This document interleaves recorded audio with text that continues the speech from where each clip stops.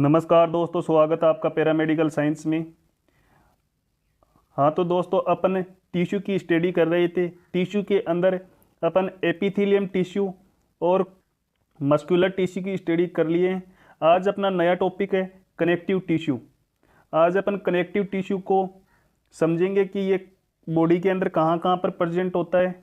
With diagram के साथ अपन इनको देखेंगे, इनको समझेंगे। और कनेक्टिव टिश्यू के कितने टाइप्स होते हैं, ये क्या बॉडी के अंदर क्या क्या फंक्शन करते हैं, इन सब को अपन इस क्लास के अंदर देखेंगे। हाँ तो सर्वप्रथम अपन इसकी डेफिनेशन को समझते हैं। कनेक्टिव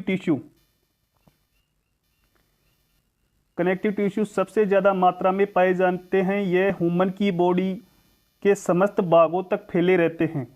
प्रत्येक कनेक्टिव टिश्यू का निर्माण मिसेनकाइम कोशिकाओं यानी मिसेनकाइम सेल्स से होता है, जो पूर्ण रूप से विकसित नहीं होती हैं।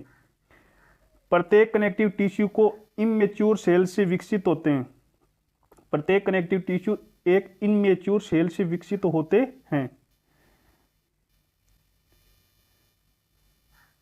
फाइब्रोब्लास्ट को लूज एंड डेंस टिश्यू से,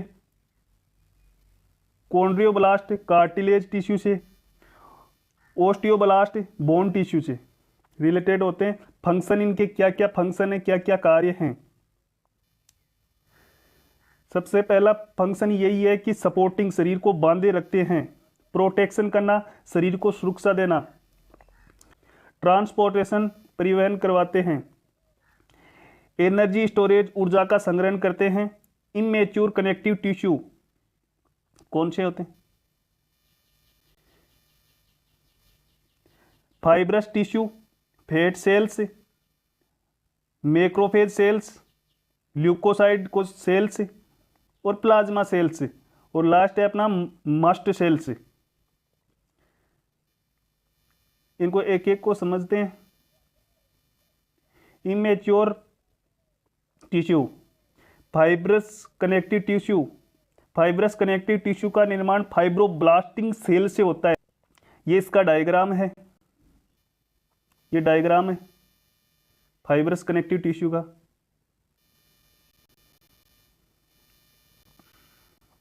कोलेजन फाइबर और इलास्टिक फाइबर, ये फाइब्रस कनेक्टिव टिश्यू का प्रकार है। यह tissue liver and lymphoid organ में पाए जाते हैं। लीवर के अंदर पाए जाते हैं और लिम्फोइड ऑर्गन होते हैं अपने, उनके अंदर पाए जाते हैं। अगला टॉपिक है फैट सेल्स। इन सेल को एडिपोसाइड सेल भी कहते हैं, क्योंकि ये एडिपोज टिश्यू से बनते हैं। ये सेल कई टिश्यू में पाई जाती है, परंतु मुख्य रूप से एडिपोज टिश्यू में पाई जाती है। ये मुख्य रूप से एडिपोज टिश्यू के अंदर पाई जाती है। फैट सेल का ये डायग्राम है। इस टाइप की हमारी बॉडी के अंदर प्रेजेंट होती है ये सेल।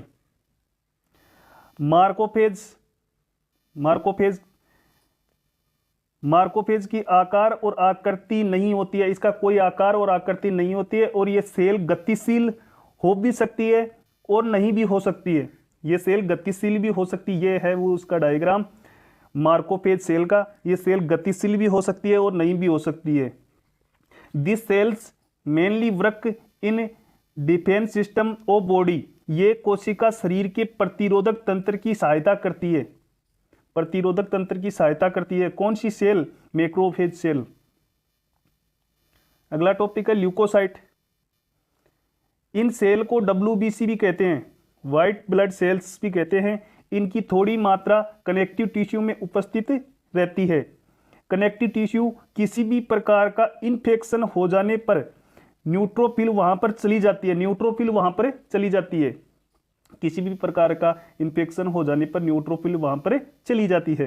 ये इसका डायग्राम है, ठीक है। इस टाइप की होती है ये ल्यूकोसाइट सेल। अगली सेल है अपनी plasma cell.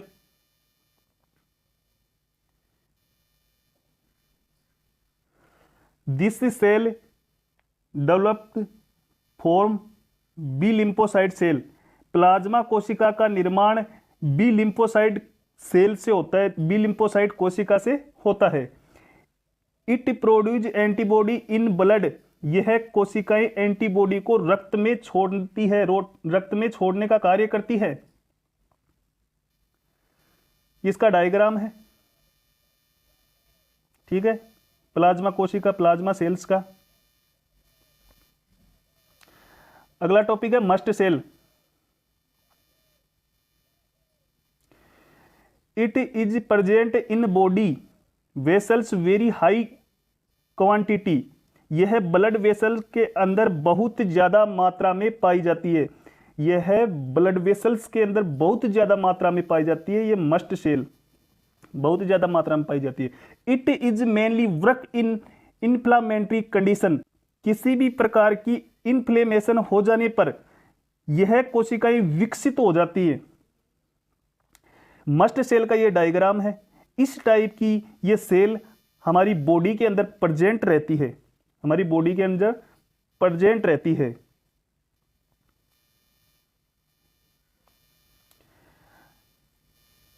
Mature connective tissue, यहां से अपना मेन टॉपिक स्टार्ट हो जाता है। मैच्योर कनेक्टिव टिश्यू कितने टाइप्स के होते हैं? 5 टाइप्स के होते हैं। Loose connective tissue, dense connective tissue, cartilage connective tissue, bone connective tissue, तरल कनेक्टिव टिश्यू, इसे लिक्विड कनेक्टिव टिश्यू भी कहा जाता है। अपन इन एक एक को समझेंगे। सर्वप्रथम अपन लूज कनेक्टिव टिश्यू को देखते हैं।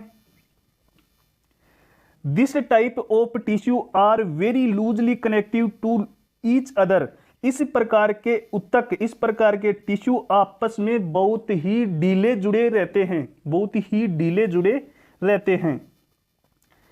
टाइप्स लूज कनेक्टिव टिश्यू को मेनली 3 पार्ट्स में डिवाइडेड किया गया है। कौन कौन से हैं वो 3 parts? Areolar connective tissue, adipose connective tissue और 3rd नंबर पर है रेक्टिकुलर कनेक्टिव टिश्यू। सर्वप्रथम अपन एरियोलर कनेक्टिव टिश्यू को देखते हैं। It is widely distributed to all body. यह उत्तक शरीर के समस्त भागों तक फैले रहते हैं। टिश्यू के अंदर कई सेल्स पाई जाती हैं। टिश्यू के अंदर कई सेल्स पाई जाती है, जैसे कि फाइब्रोब्लास्टिंग सेल, मार्कोफेज सेल्स, प्लाज्मा सेल और एडिपोसाइट सेल, एडिपोसाइट सेल। इस प्रकार के टिश्यू के अंदर collagen fibre and elastic fibre पाए जाते हैं। एरियोलर कनेक्टिव टिश्यू के अंदर कोलेजन फाइबर और इलास्टिक फाइबर पाए जाते हैं। जब यह टिश्यू एडिपोज टिश्यू से मिलकर तब यह हमारी त्वचा की ऊपरी परत सबक्यूटेनस लेयर कहते हैं, इसका निर्माण करते हैं। हमारी बॉडी की ऊपर वाली लेयर होती है, हमारी स्किन की जो ऊपर वाली लेयर होती है ना, उसे क्या कहा जाता है? सबक्यूटेनस लेयर कहा जाता है। और इसी का निर्माण करता है कौन सा tissue? Adipose tissue. This layer attach a skin to internal organ but loosely. यह परत हमारी त्वचा को आंतरिक अंगों से जोड़कर रखती है। यह परत हमारे त्वचा की आंतरिक अंगों को जोड़कर रखती है। यह इसका डायग्राम है। यह हमारी बॉडी की ऊपर वाली लेयर होती है, ऊपर वाली परत होती है, स्किन की सबसे ऊपर वाली परत होती है। यह आंतरिक अंगों को जोड़ने का कार्य करती है। यह होता है एडिपोज टिश्यू। एडिपोज टिश्यू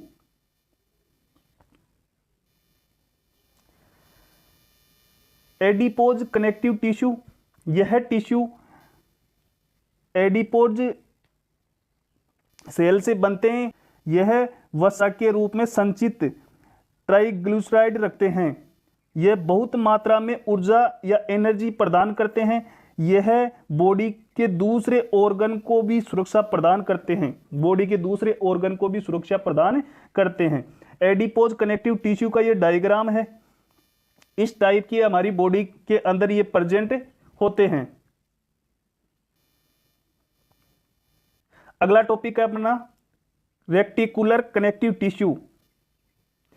यह बॉडी में इंसुलेटर का काम करते हैं। इंसुलेटर का काम करते हैं अर्थात यह बॉडी या शरीर की गर्मी को आसानी से खत्म नहीं होने देते हैं।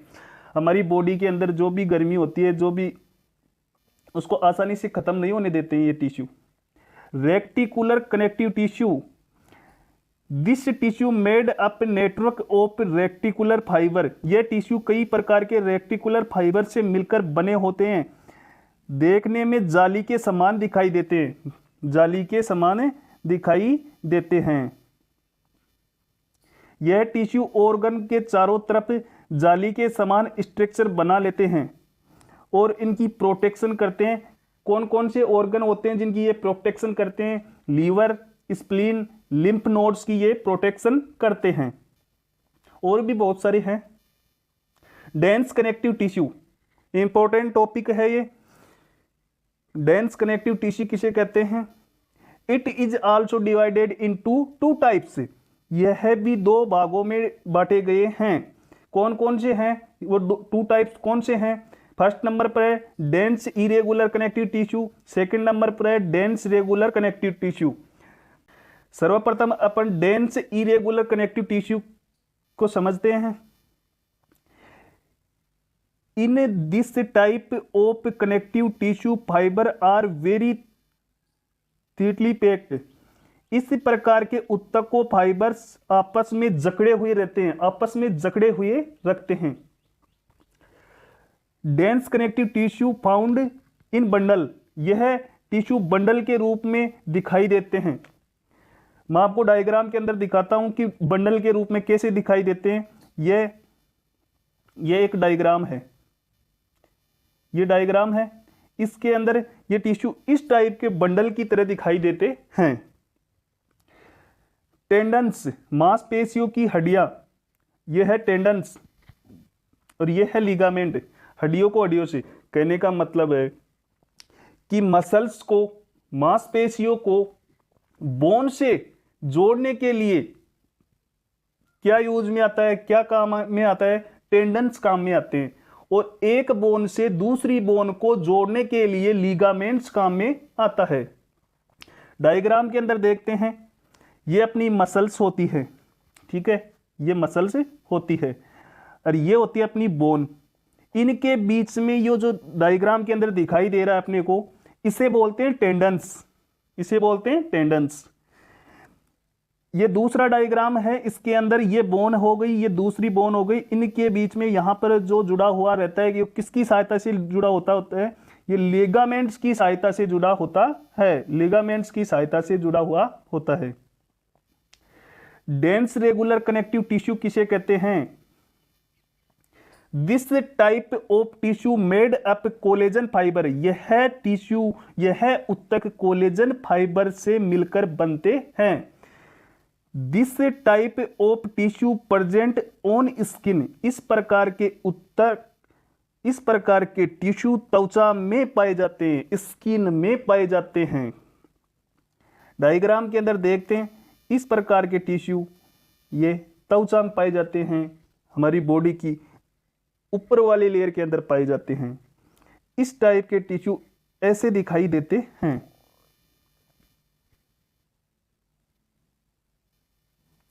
ठीक है, अपना अगला टॉपिक है cartilage connective tissue. This type of tissue consist of elastic fibre and collagen and fibre and the are very strong. इस प्रकार के टिश्यू, इस प्रकार के उत्तक कोलेजन एंड फाइबर तथा इलास्टिक फाइबर से मिलकर बने होते हैं। ये ज़्यादा मजबूत होते हैं, ये ज़्यादा मजबूत होते हैं, स्ट्रोंग होते हैं। एग्जाम्पल के लिए हाइलिन कार्टिलेज और दूसरा है फाइबर कार्टिलेज, ये इनके एग्जाम्पल है। अपन डायग्राम के अंदर समझते हैं। मैं अभी आपको थोड़ी देर पहले बताया था कि लिगामेंट ये होता है, लिगामेंट ये एक बोन हो गई, ये दूसरी बोन हो गई, इनको आपस में जोड़ने के लिए किसका यूज किया जाता है? लिगामेंट का। ये रहा अपना लिगामेंट, लिगामेंट का यूज किया जाता है। ये जॉइंट है, इस जॉइंट के बीच में ये फ्लूइड भरा होता है, इसे साइनोवियल लिक्विड कहा जाता है। और जो इसके ऊपर वाली लेयर होती है इसे साइनोवियल मेम्ब्रेन कहते हैं। ठीक है, ये था इसका डायग्राम। बोन कनेक्टिव टिश्यू किसे कहते हैं? This type of tissue consist of osteocyte cell and is present. इस प्रकार के ऊतक का निर्माण, इस प्रकार के टिश्यू का निर्माण एस्ट्रोसाइड सेल से होता है, एस्ट्रोसाइड कोशिका से होता है। यह हड्डियों में पाए जाते हैं। इसका डायग्राम है, इसे देख लीजिए, ये इसका डायग्राम है। ये थी अपनी कनेक्टिव टिश्यू कंप्लीट। इसी के साथ अपना कनेक्टिव टिश्यू समाप्त होता है। हाँ तो दोस्तों, आपको ये क्लास बहुत अच्छी लगी होगी। आप प्लीज़ इस वीडियो को लाइक करो और इस चैनल को सब्सक्राइब करो और अपने दोस्तों के पास भी सेंड करो। थैंक यू, धन्यवाद दोस्तों।